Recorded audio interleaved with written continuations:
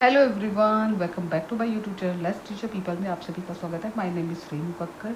आप सभी को भी पता चल चुका होगा कि क्लासेस जो है हमारी स्टार्ट हो चुकी है और specially for paper 2 SST history भी 5 क्लास कंप्लीट हो चुकी है। देन आज ज्योग्राफी की 6 क्लास है, 5 क्लास कंप्लीट हो चुकी है। मैंने प्लेलिस्ट बना दी है, यूट्यूब के प्लेलिस्ट सेक्शन में जाओगे, वहाँ पे प्लेलिस्ट में आपको सारी शॉर्ट नोट्स है जो स्पेशली फॉर ज्योग्राफी के लिए उससे मैं पढ़ा रही हूँ। एंड देन आपका जो है आपको खुद भी पढ़ना है एनसीईआरटी, आपको पता ही है। 6 to 8 जो फर्स्ट टाइम तैयारी कर रहे हैं उनके लिए स्पेशली बता देती हूँ। 6 to 8 क्लास की बुक्स पढ़नी है, ज्योग्राफी, सिविक्स और पॉलिटी और हिस्ट्री की पढ़नी है। एंड देन उसके बाद अपने खुद के नोट्स बना सकते हैं, ठीक है। अगर विदाउट टाइम में वेस्ट करते हुए स्टार्ट करते हैं। यह है क्लास 6 ज्योग्राफी की, क्लास 6 की चैप्टर नंबर पृथ्वी के प्रमुख स्थलमंडल। स्थलमंडल के बारे में आपने पहले पिछली क्लास में हमने परिमंडल के बारे में पढ़ा था, जिसमें हमने जैव मंडल, भूमंडल, जीवमंडल, जलमंडल, फिर सागर और महासागर दोनों के बारे में हमने डिस्कस किया था।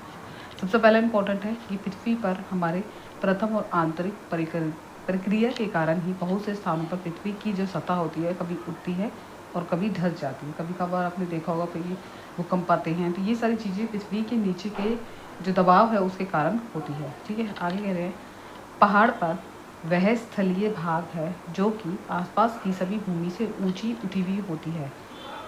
600 मीटर से अधिक ऊंचाई और खड़ी ढाल वाली वो हम पर्वत कहते हैं, जिसके बारे में आपको सभी पता है। 600 से ऊंचाई होगी तो हम उसे पर्वत कहेंगे। दूसरी जगह बाह्य प्रक्रिया होती है जो बाह्य रूप से होती है, जैसे लगातार बढ़ने और टूटने की प्रक्रिया को हम क्या कहते हैं, इस तरीके की बाह्य और दूसरी प्रक्रिया कहते हैं। पृथ्वी की सतह से टूटकर घिस जाना की स्थिति को हम क्या कहते हैं, अप्रदन। अप्रदन कहते हैं पृथ्वी की सतह है अगर वो कहीं घिस गई है तो स्थिति को अप्रदन कहते हैं।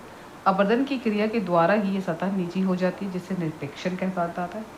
फिर यही निरपेक्षण दोबारा पुनर्निर्माण होता है, फिर अपदन होता है, फिर हमारा क्या होता है, निरपेक्षण होता है। निरपेक्षण के बाद फिर पुनर्निर्माण होता है। इस तरीके की प्रक्रिया चारों तरफ चलती रहती है।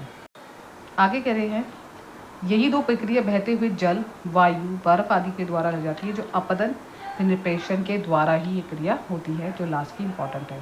इसे बोलते हैं निरपेक्षण के द्वारा, ठीक है। पर्वत के बारे में पॉइंट पढ़ लेते हैं। पर्वत होते क्या होते हैं, पृथ्वी की सतह पर प्राकृतिक की ऊंचाई है। पृथ्वी का शिखर छोटा होता है, आधार चौड़ा होता है पर्वत का। यह आसपास के क्षेत्रों से बहुत ऊंचा होता है, कुछ तो बादलों से भी ऊंची होती है। जैसे जैसे बादलों की तरफ हम बढ़ते हैं तो जलवायु हमारी क्या होती है, ठंडी होती जाती है। आगे कह रहे हैं कुछ पर्वत हमेशा हिमानी से यानी कि बर्फ़ से ढकी मोटी चादर से ढके होते हैं। बर्फ़ की नदियाँ भी होती हैं जिसे हिमानी कहते हैं। कुछ पर्वत समुद्र से भी ज़्यादा नीचे की तरफ होता है, जिसे हम देख नहीं सकते पर्वतों को। पर्वतों की जो शेप होती है ना, वो ज़्यादा ऊंचाई नहीं होती, वो 600 मीटर तक की होती है। तो इस शेप में थोड़े थोड़े ऊंचे पर्वत नीचे तक भी जा सकते हैं। कठोर जलवायु होने के कारण लोग कम निवास करते हैं, यहाँ धरातल भी खड़ी रहती है। इस तरीके की धरातल होती है तो कहाँ से लोग रहेंगे, यहाँ पे डर भी रहता है, कहीं ना कहीं तूफान, कहीं चक्रवात आ जाता है, कभी कुछ आ जाता है, कहीं भूखलन हो जाती है। तो इस तरीके से लोग बहुत ही कम फिर किसी भूमि योग्य कमी बनी रहती है इस जगह पर। आगे पर्वत एक रेखा के क्रम के रूप में भी व्यवस्थित होते हैं, जिसे हम जैसे पर्वत जो होती है ना, तो पर्वत की शेप आपको भी पता है, इस तरीके से पर्वत होते हैं। तो एक ही श्रृंखला में होते हैं, तो एक ही श्रृंखला में होने का मतलब एक ही क्रम में होना, एक ही रेखा में होना, तो उसको श्रृंखला कहा जाता है। कुछ पर्वतीय तंत्र समानांतर श्रृंखलाओं के क्रम के होते हैं जो कि सैकड़ों किलोमीटर तक फैले होते हैं। जैसे हिमालय में एशिया है, एल्पस पर्वत का है यूरोप में है, एडिस पर्वत क्या है दक्षिण अमेरिका में। तो ये सारे पर्वतों को ध्यान में रखना है। उसके बाद कह रहे हैं कि प्रशांत महासागर में स्थित मोनार्की पर्वत हवाई द्वीप सागर की सतह की स्थिति में है, जिसकी ऊंचाई 10,205 मीटर है। एवरेज शिखर से भी बहुत ज़्यादा अच्छी है, जो है मोनार्की पर्वत। इसके बारे में ध्यान रखना। अब हम पर्वत पढ़ेंगे। पर्वत 3 प्रकार के होते हैं। सबसे पहला जो इम्पोर्टेंट है वलित पर्वत, विषोत पर्वत, ज्वालामुखी पर्वत। सबसे पहले वाले पर्वत के बारे में पढ़ेंगे कि वलित पर्वत होता क्या है। वलित पर्वत 2 होते हैं, हिमालय और अल्पस पर्वत। इसका जो शिखर होता है यानी कि जो सतह होती है वो ऊबड़ खाबड़ होती है और शिखर शंक्वाकार का होता है। आगे कह रहे हैं भारत की सबसे अरावली श्रृंखला विश्व की सबसे पुरानी परिश्रृंखला में से एक है। अप्रदन के कारण यह घिस गई है, जिसके कारण से यह अरावली श्रृंखला कहा जाता है। आगे आता है उत्तर अमेरिका के अपलेशिया पर्वत उत्तर अमेरिका में प्लेशिया पर्वत, रूस के यूराल पर्वत गोलाकार दिखाई देते हैं, इस तरीके की शेप में है। इसकी ऊंचाई बहुत कम है और बहुत ही पुराने हैं, इसलिए तो वरील पर्वत कहा जाता है। अगला है दूसरा जो मैं हमने बताया था बितोश पर्वत। बितोश पर्वत वे पर्वत होते हैं जो बहुत बड़ा भाग टूट कर ऊर्ध्वाकार से व्यवस्थित हो जाता है। इस तरीके से भाग होते हैं और हिस्से में टूट जाते हैं तो ये नीचे की तरफ ढस जाता है। तो नीचे धसे हुए भाग को द्रोणिका ब्रश या ग्रावेन कहा जाता है, इसको ध्यान रखना है। और ऊपर उठे हुए भाग को हम क्या कहते हैं, उत्खंड और हार्स्ट कहा जाता है। यूरोप की राई घाटी और वोल्जेस पर्वत इसके उदाहरण हैं। ज्वालामुखी जो तीसरा ज्वालामुखी की क्रियाओं के कारण ही बनते हैं। आगे है अफ्रीका का माउंट एवरेस्ट, किलिमंजारो और जापान में फ्लूजिमा इसके उदाहरण है, जिसके ज्वालामुखी के। अब पर्वतों के लाभ के बारे में पढ़ते हैं कि लाभ पर्वतों से हमें क्या क्या चीज़ें मिलती है। पर्वत बहुत लाभकारी होते हैं। वे पर्वत जल के संग्रहघर होते हैं। नदियों का स्रोत पर्वतों में स्थित हिमालयों से होता है। जलाशयों के जल जो होते हैं वो लोगों तक पहुंचाने में मदद मिलती है। ठीक है, उसके बाद कह रहे हैं कि पर्वतों का उपयोग सिंचाई के लिए किया जाता है, बिजली के उत्पादन के लिए किया जाता है। पर्वतों में अलग अलग वनस्पतियाँ और जीव जंतु पाए जाते हैं। ठीक है, आगे कह रहे हैं पर्वत के बारे में। पर्वत जो होते हैं वो हमें हमेशा ईंधन, चारा, आश्रम और दूसरे उत्पाद जैसे गोंद, रेजिन आदि प्राप्त होते हैं। सैलानियों के लिए पर्वत बहुत ही उपयुक्त है और विभिन्न प्रकार के खेल भी हम खेल सकते हैं, जैसे पैराग्लाइडिंग। नीचे पढ़ते हैं एक एक खेलों के बारे में। पैराग्लाइडिंग होती है, टैंक होता है, ग्लाइडिंग होती है, रिवर राफ्टिंग होती है, स्कीइंग पर्वतों के प्रचलित खेल माने जाते हैं। हमने पढ़ा पर्वत क्या होते हैं। उसके बाद पढ़ते हैं पठार। पठार जो होते हैं वो थोड़ी उठी हुई और सपाट भूमि होती है। इस तरीके से थोड़ी उठी हुई और सपाट भूमि होती है। सपाट मतलब प्लेन। ठीक है, इसके जो आसपास के जो क्षेत्र होते हैं वो बहुत अधिक उठा हुआ होता है और ऊपरी भाग मेज के समान सपाट होता है। इस तरीके से जैसे मेज होती है इस तरीके से होता है। पठार के एक से अधिक किनारे होते हैं और इसकी ढाल भी खली हुई होती है। पठारों की ऊंचाई मिनिमम कितनी होती है, 100 मीटर से लेकर कई हज़ार किलोमीटर तक हो सकती है। पर्वतों की तरह ही पठार भी नए और पुराने हो सकते हैं। भारत में सबसे पुराना पठार आपको पता ही है, ढक्कन का पठार होता है। केन्या होता है, केन्या, तंजानिया, युगांडा पूर्वी अफ्रीका पठार है। ऑस्ट्रेलिया का पश्चिमी पठार है, वेरी वेरी इंपॉर्टेंट है। तिब्बत का पठार विश्व का सबसे पुराना ऊंचा पठार माना जाता है, जिसकी ऊंचाई लगभग समुद्र तल से 4000 से 6000 मीटर की, इसको बोलते हैं तिब्बत का पठार। ठीक है, हमने पठार के बारे में पढ़ा। पढ़ते पठार के लाभ क्या होते हैं। खनिज की प्रचुरता बहुत जल्दी मिल जाती है। विश्व के बहुत से खनन क्षेत्र पठारी भागों में स्थित होते हैं। अफ्रीका का पठार सोने और हीरे की खनन के लिए प्रसिद्ध है। ये वेरी वेरी इंपॉर्टेंट है, स्लाइड को स्टार लगा लेना। भारत का छोटा नागपुर के पठार जो है जिसमें लोहा, कोयला, खनिज, मैग्नीज बहुत सारे भंडार मिलते हैं। पठार क्षेत्र में जलप्रपात भी होते हैं।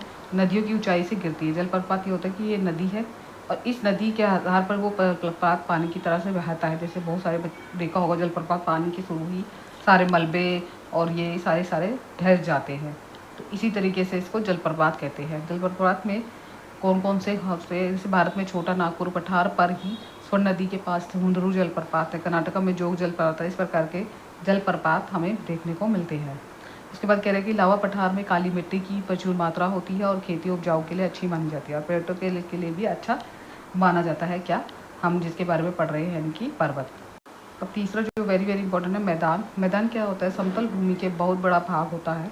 इसकी ऊंचाई जो समुद्र तल से 200 मीटर तक का अधिक नहीं हो सकती, ऊंचाई तक नहीं होती है। कुछ मैदान काफ़ी समतल होते हैं, प्लेन होते हैं, उर्मिल होते हैं, तगरीक होते हैं। जैसे कुछ प्लेन हो गए, कुछ उठे हुए भाग हो गए। इस तरीके से अधिकांश नदियाँ और मैदान उसकी सहायक नदियों के द्वारा ही बने हुए होते हैं। नदियाँ पर्वतों के ढलानों से नीचे की ओर बहती है और उन्हें अपरदित करती है। यानी कि जो नदियाँ पहाड़ है यहीं से नदियाँ बहती हुई जाती है और इन्हें काटती हुई चली जाती है। यानी जिस कारण से पहाड़ जो होते हैं वो धंसते जाते हैं। अपरदित क्या होता है कि अपने साथ ले जाती है और अपने साथ कुछ सारे धोए हुए पदार्थ ले जाती है। जैसे पत्थर ले गई, बलुआ ले गई, सिल्क ले गई। ये अपने प्रेक्षित का काम करते हैं, जो मैंने स्टार्टिंग में पढ़ा था।